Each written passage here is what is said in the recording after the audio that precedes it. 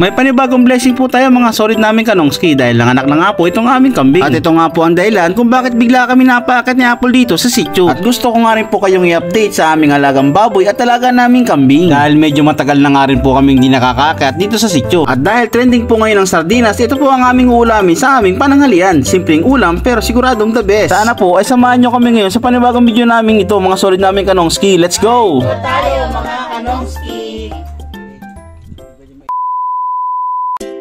Hello, what's up mga solid naming kanongski. Maaga pa nga lang po ay nagpunta na kami ng sitio para po magdala nitong isang kabang feeds para sa aming mga alagang baboy. Ito nga po't napalaban na ako kaagad sa pagbubuhat nitong isang kabang feeds. Mabigat siya pero carry lang. At kaya nga po pala kami ngayon napakit ng sitio bukod sa kailangan namin magdala ng feeds para sa aming mga alagang baboy. Nabalitaan namin nanganak na po pala itong aming isang inahing kambing at nanganak po siya ng isa lang po. Pero kahit iisa lang po ang naging anak ng aming inahing kambing ay isa pa rin po itong blessing o biyaya na aming ipagpapasalamat sa ating mahal na Panginoon. Tingnan niyo po ang mga alaga namin big. Ito po nandito sa loob ng bahay. Ang sarap-sarap ng tulog. Parang gusto ko tuloy maglechon ng isa. Charot lang po. At dahil napakainit nga po ngayon, dito po muna kami nagtambay ni Apple sa labas ng bahay para magpahangin. At pagkatapos nga po namin magpahinga, ito at magsisibak naman ako ngayon ng kahoy dahil wala po kami ngayon gagamitin sa aming pagluluto. Shoutout nga po pala sa aming mga bagong YouTube subscribers, mga followers sa aming FB page. Maraming salamat po sa pagsama sa amin. Welcome na welcome po kayo dito sa aming munting channel. At pagkatapos ko nga pong putol-putulin ang mga kahoy, eto at sinisiba ko na po pang isa-isa ang aking mga pinutol. Kailangan na po namin ngayon mag-ipon ng kahoy dahil marapit na po ang tag-ulan. Kailangan na po namin magsibak ng maraming kahoy para may magamit kaming panggatong sa panahon ng tag-ulan. At pagkalipas nga po ng ilang sandali, ito na po yung mga kahoy na aking nasibak. Shoutout nga po pala sa ating mga solid kanongski na laging nanonood ng video natin at nag-share ng ating video sa ating FB page.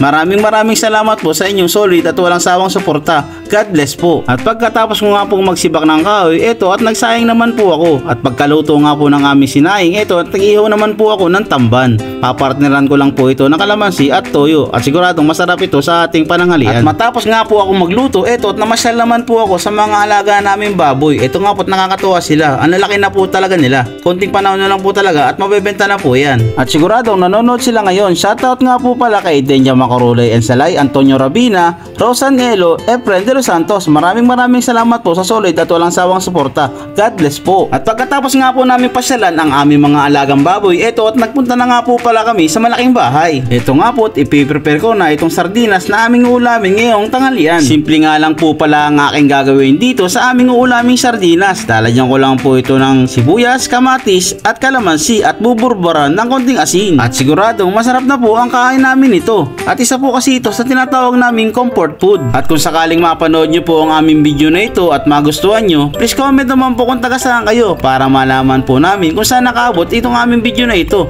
Maraming salamat po sa inyong solid na suporta. God bless po. Shoutout nga po pala kay Joren Cervantes. Happy birthday and congrats kay Sid at kay JR. At sa dalawang batang walang kakulit-kulit kay Claire at kay Ishi. Shoutout din po sa lahat ng nag-graduate ngayong 2024. Good luck po sa panibagong journey. God bless po. At pagkatapos ko na nga po may prepare lahat ng rekado, ito at pinagsama-sama ko na nga po. At binurburan ko na rin ng konting asin. At konting mekos-mekos na lang yan. At alam nyo na kasunod yan. Kain na. Shoutout nga po pala sa mga katulad kong simple lang ang buhay. Simple pero masaya at kontento. At higit sa lahat, namumuhay ng marangal at patas. God bless po sa ating lahat. Ingat po tayo palagi. Kain po tayo mga kanongski. Kain po tayo mga solid naming kanongski. Halina po kayo at ating pagsaluhan itong aming munting pananghalian dito sa simpleng buhay sa probinsya. Sarap po talagang kumain kapag kasama ang pamilya. Di ba mga solid naming kanongski? Shoutout po kay Harabats ng Toronto, Canada, Vlog ni Randy, Dide Gallery, Ma'am Karina Cons ng Switzerland, Matthew Leo, Dreams and Possibilities, Franz Lowland Life, Philippine Provincial Life, Discarte, Marcelino Canales, and LD Abanil. Maraming salamat po sa solid at walang sawang suporta. God bless po and ingat palagi. Hanggang dito lang po muna ang aming vlog. See you next vlog. Bye bye!